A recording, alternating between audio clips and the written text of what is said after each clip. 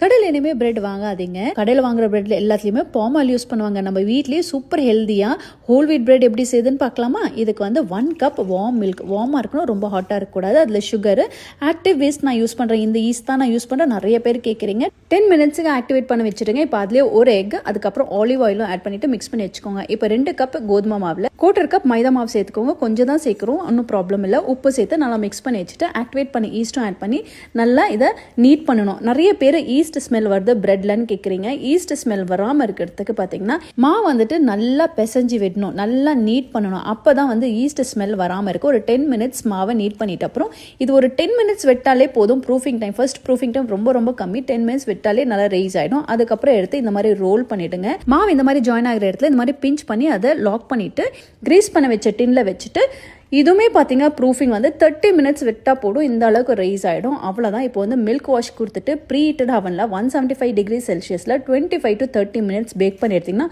சூப்பரான whole wheat bread ready ஆகிடும். ஹாட்டாக இருக்கும் போதே அது மேலே பட்டர் தடவி விட்டுடுங்க.